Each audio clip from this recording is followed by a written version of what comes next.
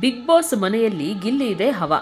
ಮನೆ ಕೆಲಸ ಮಾಡಲಿ ಬಿಡಲಿ, ಅವ್ನು ಮಾರೋಂಥ ಕಾಮಿಡಿ ಆಗಿರ್ಬೋದು, ಇನ್ನೊಬ್ರನ್ನ ಕಾಲೆಳೆಯೋದಾಗಿರ್ಬೋದು, ಅಥವಾ ಇನ್ನೊಬ್ರು ಮಾಡ್ತಾ ಇರೋ ವಿಚಾರವನ್ನು ನೇರವಾಗಿ ಸ್ಟ್ರೇಟ್ ಫಾರ್ವರ್ಡ್ ಆಗಿ ಕಾಮಿಡಿ ಮೂಲಕನೇ ಹೇಳುತ್ತಾರೆ ಗಿಲ್ಲಿಯವರು. ಸೊ ಗಿಲ್ಲಿ ಅಂತಂದರೆ ಸಾಕು, ಇಡೀ ಮನೆಗೆ ಒಂಥರ ಇರಿಟೇಷನ್ ಕೂಡ ಹೌದು, ಅವರು ಬೇಕಾಗಿರೋಂಥ ಕಂಟೆಸ್ಟೆಂಟ್ ಕೂಡ ಹೌದು. ಬರೀ ಮನೆ ಒಳಗಡೆ ಮಾತ್ರ ಅಲ್ಲ, ಬಿಗ್ ಬಾಸ್ ಮನೆಯಿಂದ ಹೊರಗಡೆ ಕೂಡ ಗಿಲ್ಲಿದಂತೂ ಸಖತ್ ಹವಾನೇ ಇದೆ. ಯಾಕೆ ಅಂತಂದರೆ ಹೊರಗಡೆ ಗಿಲ್ಲಿಯವರು ತಾವು ಮಾಡಿದಂತಹ ಕಾಮಿಡಿಯಿಂದ ಒಂದಷ್ಟು ಫೇಮಸ್ ಆಗಿದ್ರು. ಯಾವಾಗ ಬಿಗ್ ಬಾಸ್ ಮನೆ ಒಳಗಡೆ ಹೋಗಿ ತಮ್ಮದೇ ಆದಂತಹ ಆಟವನ್ನು ಆಡೋದಕ್ಕೆ ಶುರು ಮಾಡಿದ್ರು, ಅಲ್ಲಿಂದೀಚೆಗೆ ಗಿಲ್ಲಿದು ಒಂಥರ ಫ್ಯಾನ್ ಬೇಸ್ 1 to 2 ಆಗೋಗಿದೆ. ಸೊ ಗಿಲ್ಲಿನೇ ಈ ಬಾರಿಯ ಬಿಗ್ ಬಾಸ್ ಸೀಸನ್ 12 ವಿನ್ನರ್ ಆಗಬೇಕು ಅಂತ ಹೇಳಿ ತುಂಬ ಜನ ಆಸೆಯನ್ನು ಪಡ್ತಾ ಇದ್ದಾರೆ, ಮತ್ತು ತುಂಬ ಜನ ಅದನ್ನು ಹೇಳ್ತಾ ಇದ್ದಾರೆ. ಎಷ್ಟೋ ಸರಿ ವೀಕೆಂಡ್ಗಳಲ್ಲಿ ಗಿಲ್ಲಿಯನ್ನು ಕಿಚ್ಚ ಸುದೀಪ್ ಅವರು ಬೈದಾಗಲೂ ಕೂಡ ಒಂದು ಸರಿ ಗಿಲ್ಲಿ ಪರವಾಗಿಯೇ ಕಮೆಂಟ್ಗಳು ಪಾಸ್ ಆಗ್ತಾ ಇರುತ್ತೆ. ಸೊ ಸೋಷಿಯಲ್ ಮೀಡಿಯಾದಲ್ಲಿ ಗಿಲ್ಲಿ ಹವಾ ತುಂಬ ಜಾಸ್ತಿನೇ ಇದೆ ಅನ್ಬೋದು. ಆದರೆ ಬಿಗ್ ಬಾಸ್ ಕಂಟೆಸ್ಟೆಂಟ್ಗಳೇ, ಅಂದರೆ ಈ ಹಿಂದೆ ಬಿಗ್ ಬಾಸ್ ಮಾಜಿ ಸ್ಪರ್ಧಿಗಳು ಕೂಡ ಗಿಲ್ಲಿ ಬಗ್ಗೆ ಒಳ್ಳೆಯ ಒಪಿನಿಯನನ್ನು ಹೇಳ್ತಿದ್ದಾರೆ. ಈ ಥರದ್ದೊಂದು ಕ್ರೇಜನ್ನು ನಾವು ನೋಡೇ ಇಲ್ಲ ಅಂತ ಹೇಳಿ ಅವರೇ ಒಪ್ಕೊಳ್ತಾ ಇದ್ದಾರೆ. ಉಗ್ರಂ ಮಂಜು ಅವರು ಈ ಹಿಂದೆ ಬಿಗ್ ಬಾಸ್ ಮೊನ್ನೆ BB ಪ್ಯಾಲೇಸ್ ಆಗಿದಂತಹ ಟೈಮಲ್ಲಿ ಅವರದೊಂದು ಬ್ಯಾಚುಲರ್ ಪಾರ್ಟಿಯನ್ನು ಮಾಡೋದಕ್ಕೋಸ್ಕರ ಬಿಗ್ ಬಾಸ್ ಮನೆ ಒಳಗಡೆ ಬಂದಿದ್ದರು, ಒಂದು ಟಾಸ್ಕ್ ಆಗಿ ಒಂದು ಎಂಜಾಯ್ ಮಾಡಲಿಕ್ಕೆ ಬಂದಿದ್ದರು. ಸೊ ಆ ಟೈಮಲ್ಲಿ ಉಗ್ರಂ ಮಂಜು ಮತ್ತು ಗಿಲ್ಲಿ ನಡುವೆ ಕೆಲವೊಂದು ಮಾತಿನ ಚಕಮಕಿಯಿಂದ ಇಬ್ಬರ ನಡುವೆ ಕೂಡ ಜಗಳ ಆಗಿದ್ದು ಎಲ್ಲರಿಗೂ ಗೊತ್ತೇ ಇದೆ. ಇದೇ ವಿಚಾರವಾಗಿ ತುಂಬ ಸಲ ಇಬ್ಬರ ನಡುವೆ ಮಾತಿನ ಚಕಮಕಿ ಆಗಿದೆ. ಅದಾದ ನಂತರ ಇಬ್ಬರು ಸರಿ ಹೋಗಿದ್ದಾರೆ.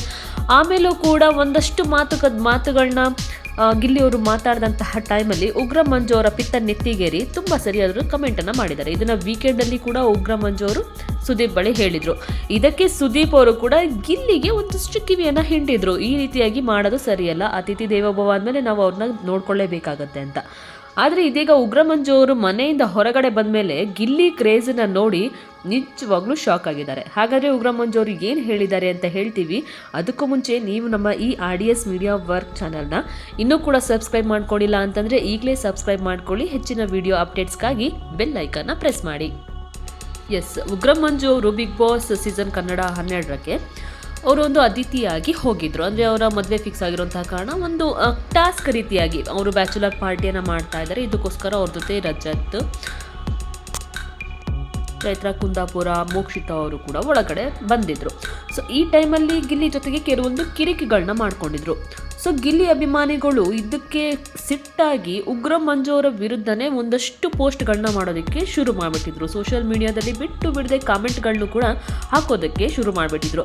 ಈ ಉಗ್ರಂ ಮಂಜು ಅಷ್ಟೇ ಅಲ್ಲ, ಗಿಲ್ಲಿ ತಂಟೆಗೆ ಯಾರು ಬಂದರೂ ಕೂಡ ಗಿಲ್ಲಿ ಅಭಿಮಾನಿಗಳು ಸುಮ್ಮನೆ ಬಿಡುವಂತಹ ಮಾತೇ ಇಲ್ಲ ಅನ್ನೋಂತಹ ರೀತಿ ಒಂದು ಕ್ರೇಜ್ ಕ್ರಿಯೇಟ್ ಆಗಿಬಿಟ್ಟಿದೆ ಹೊರಗಡೆ. ಸೊ ಬಿಗ್ ಬಾಸ್ ಮನೆಯಿಂದ ಹೊರಗಡೆ ಬಂದ ನಂತರ ಉಗ್ರಂ ಮಂಜು ಅವರು ಈ ಬಗ್ಗೆ ಕೆಲವೊಂದಿಷ್ಟು ಮಾತುಗಳನ್ನ ಆಡಿದ್ದಾರೆ. ಸೊ ಗಿಲ್ಲಿ ಜೊತೆ ಉಗ್ರಂ ಮಂಜು ಅವರ ವರ್ತನೆಗೆ ಫ್ಯಾನ್ಸ್ ಕೂಡ ಆಕ್ರೋಶವನ್ನು ವ್ಯಕ್ತಪಡಿಸಿದ್ರು. ಈ ಬಗ್ಗೆ ಮಾತಾಡಿರುವಂತಹ ಉಗ್ರಂ ಮಂಜು ಅವರು, ನಾನು ಹೊರಗಡೆ ಬರಬೇಕಾದ್ರೆ ಇಡೀ ಮನೆ ಹೆಣ್ಮಕ್ಳು ಕಣ್ಣಲ್ಲಿ ನೀರು ಹಾಕಿದ್ರು, ಮಂಜಣ್ಣ ನೀವಿನ್ನೂ ಇರಬೇಕಿತ್ತು ಅಂತ ಹೇಳಿ ಒಂಥರ ನೊಂದ್ಕೊಂಡ್ರು.